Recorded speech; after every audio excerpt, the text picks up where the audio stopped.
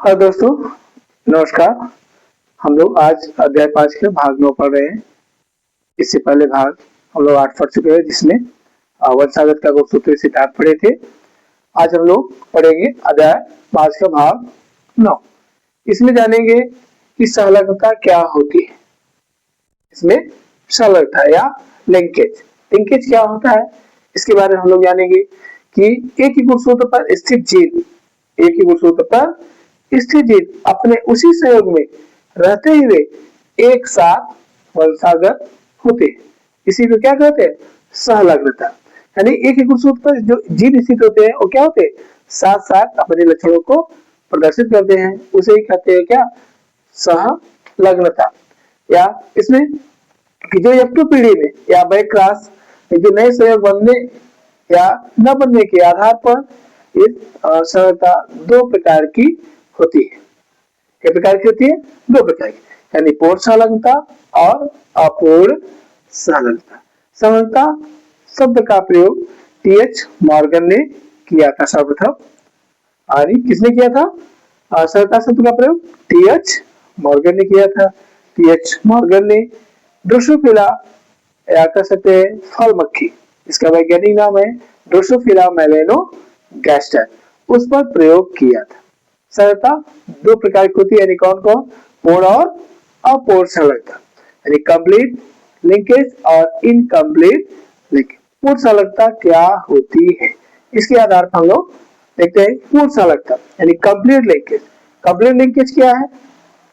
यानी जब गुणसूत्र पर स्थित जीव क्या होते हैं? गुणसूत्र पर स्थित जीव वंशागत के समय, यानी जब एक पीढ़ी से दूसरे पीढ़ी जाते हैं, वंशागत के समय एक दूसरे से अलग नहीं होते हैं, अलग नहीं होते हैं, इसे कहते हैं क्या? पूर्ण सहलग्नता।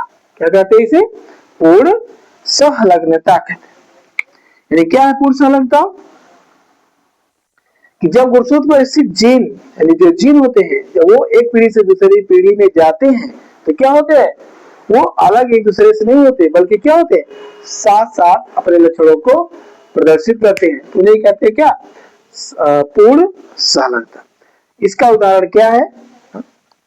जैसे फल मक्खी, यानी इसे कहा गया क्या? इसका वैज्ञानिक नाम ड्रोसोफिला मेलेनोगैस्टर। यानी फल मक्खी ड्रोसोफिला मेलेनोगैस्टर में क्या किया गया? इसमें पूर्ण सहलग्नता का ये उदाहरण है।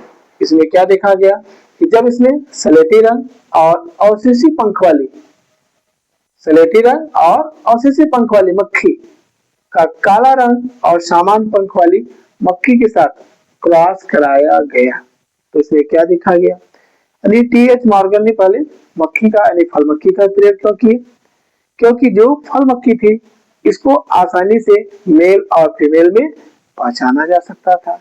इसे प्रयोगशाला में मेल और फीमेल के बीच आसानी से क्रॉस कराया जा सकता था और इनका जो कह सकते हैं जीवन चक्र होता है वो 2 सप्ताह में पूर्ण हो जाता है। इसलिए इन्होंने यानी कह सकते हैं टीएच मॉर्गन ने इस पर प्रयोग अपना किया। तो देखिए इसमें क्या होता है, कैसे प्रयोग किया कि जो पूर्ण सहलग्नता में इसमें क्या लिया? फल मक्खी लिया, यानी जिसे कहा गया क्या? ड्रोसोफिला मेलेनोगैस्टर कहा गया। क्या कहा गया? फल मक्खी को ड्रोसोफिला मेलेनोगैस्टर। इसमें प्रयोग किया गया क्या? इसमें मेल और फीमेल क्या होते हैं? अलग अलग होते हैं। इसमें क्या था? जो मेल था वो क्या था? सलेटी रंग, यानी उसका बॉडी रंग क्या था?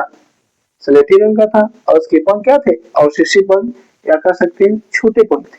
क्या थे? अवशेषी पंख थे या छोटे पंख। और फिर एक क्या था?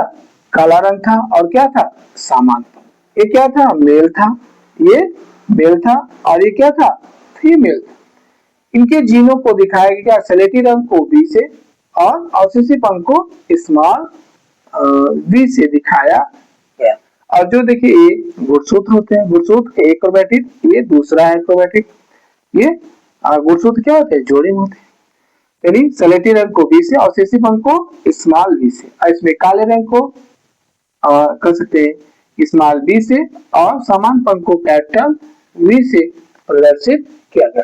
ये क्या थे? ये अप्रभावी, ये क्या थे? प्रभावित है। इनके बीच जब क्रॉस कराया गया, क्या कराया गया? क्रॉस। जब इसमें क्रॉस कराया गया तो क्या हुआ? यानी एक इसका गुणसूत्र और एक इसका गुणसूत्र आके क्या, यानी capital B small B capital B, क्या हुई? F1 पीढ़ी में संतानें उत्पन्न हुई, यानी जो क्रॉस कराया गया इनके बीच, तो जो संतानें F1 पीढ़ी में उत्पन्न हुई तो क्या हुई? इसमें सलेटी रंग, क्या था? सलेटी रंग। और इसमें क्या था? सामान्य पंख। सलेटी रंग सामान्य पंख वाली फल मक्खियां उत्पन्न हुई। अब इसमें क्या देखा गया कि जब इनमें बैक क्रॉस कराया गया, इनमें जब बैक क्रॉस कराया गया तब क्या देखा गया? किसमें?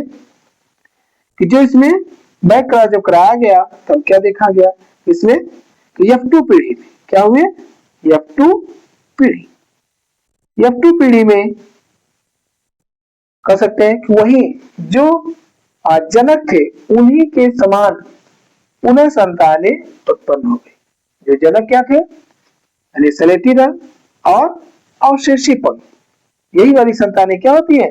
F2 पीढ़ी में उत्पन्न हो, यानी F1 पीढ़ी में क्या होते हैं? थोड़े से नए संयोग बनते हैं और फिर क्या होता है? F2 पीढ़ी में जबकि क्या होता है? फिर से वही संयोग क्या होते हैं? उत्पन्न होते हैं। यानी इसमें दिखेगा क्या? सलेटी रंग क्या था? अवशेषी पंख और काला रंग सामान्य पंख। F2 पीढ़ी में क्या होते हैं? वही संतानें फिर से उत्पन्न हो जाती है, यानी कि जीन अलग नहीं होते बल्कि साथ साथ क्या होते हैं? अपने लक्षणों को प्रदर्शित करते हैं। इसलिए इसे कहा गया क्या? पूर्ण सहलग्नता। इसे समझ में आया होगा किसमें क्या किया गया? यानी पूर्ण सहलग्नता में फल मक्खी जो जिसका वैज्ञानिक नाम क्या है?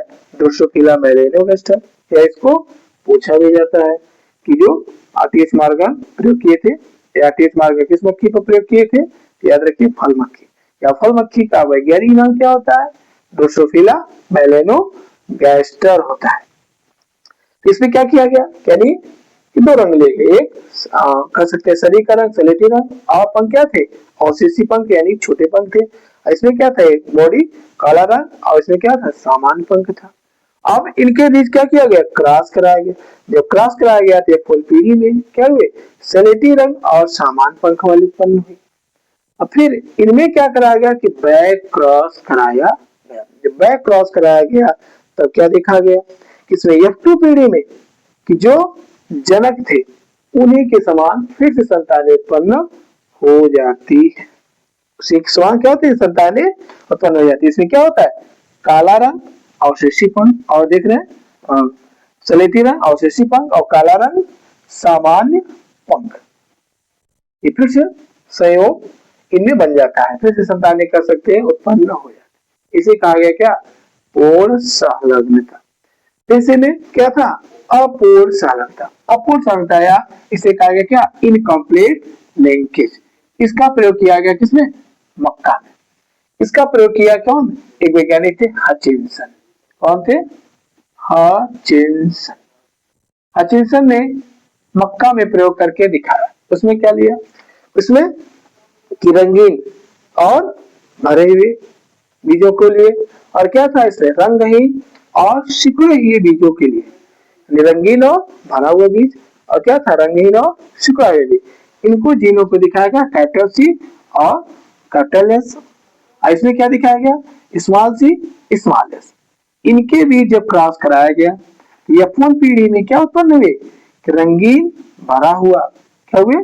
रंगीन और भरा हुआ बीज उत्पन्न हुए। रंगीन और भरा हुआ बीज उत्पन्न हुए। परंतु जब F1 पीढ़ी के पादपों के बीच पुनः क्रॉस कराया गया तो क्या देखा गया? इसमें अगर इसमें क्रॉसिंग ओवर हुई, ये जो दिखाया गया यानी ये जीन थे, इनमें फिर क्या? ये अगर क्रॉसिंग ओवर कर देते, क्रॉसिंग ओवर क्या होता है? तो ये जो जीन होते हैं ये आपस में क्या होते हैं? गले मिलते हैं। क्या मिलते हैं? एक दूसरे से ऐसे गले मिलते हैं। जब गले मिलते हैं तो इनका कुछ भाग इस पे आ जाता है, इसका कुछ भाग इस पे आ जाता है। इस प्रकार जीनों में थोड़ा सा अगला बदली हो जाती है। तो इसमें क्या देखा गया?